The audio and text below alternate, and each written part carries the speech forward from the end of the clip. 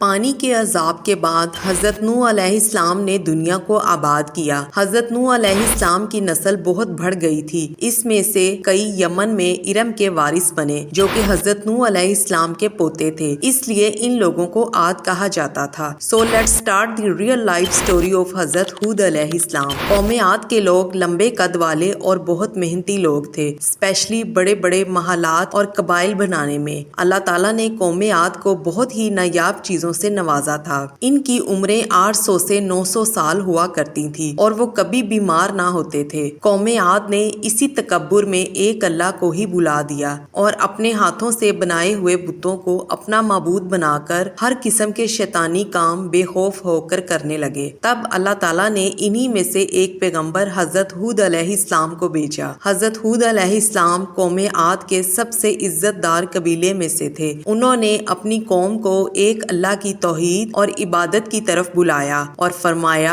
کہ اللہ تعالیٰ کے سوا تمہارا کوئی معبود نہیں، تم اللہ تعالیٰ کی نافرمانی کرتے ہو، کیا تمہیں کچھ خوف نہیں؟ تب قبیلے کے سردار نے کہا کہ ہم نے تم سے بڑا بے وقوف نہیں دیکھا، ہماری نظر میں تو جھوٹا ہے۔ اس کے جواب میں حضرت ہود علیہ السلام نے فرمایا کہ میں جھوٹا نہیں ہوں، مجھے اللہ تعالیٰ نے تمہیں ہدایت دینے کے لیے چنا ہے، میری گواہی سچی ہے۔ حضرت ہود علیہ السلام نے انہیں ہر طریقے سے سمجھانے کی کوشش کی مگر قوم عاد تکبر میں چور تھی۔ حضرت ہود علیہ السلام لگاتار اسلام کی تبلیغ میں لگے رہے اور اپنی قوم کو اللہ تعالیٰ کے عذاب سے ڈراتے اور فرماتے کہ اے میری قوم، اللہ تعالیٰ نے تمہیں بہت سی نعمتوں اور رحمتوں سے نوازا ہے۔ یہ بت نہ تو کسی کا فائدہ کر سکتے ہیں اور نہ ہی نقصان، بس وہی اللہ ہے جس کے ہاتھ میں ساری قدرت ہے۔ لیکن قوم نے ان کی ایک نہ سنی۔ تب ہی حضرت ہود علیہ السلام نے اعلان کر دیا کہ اگر تم لوگوں نے اپنی روش نہ بدلی تو اللہ جلد ہی تم لوگوں کو ہلاک کر دے گا اور تمہاری جگہ دوسری قوم کو زمین کا مالک بنا کر بھیجے گا اور تم لوگ کچھ نہیں کر سکو گے۔ کیا تم لوگ پیغمبر نوح علیہ السلام کی قوم کا حال بھول گئے ہو؟ اس سے عبرت حاصل کرو، میں تمہارا دشمن نہیں ہوں، میں خود کچھ نہیں کہتا مگر وہی جو اللہ تعالیٰ مجھے حکم دے۔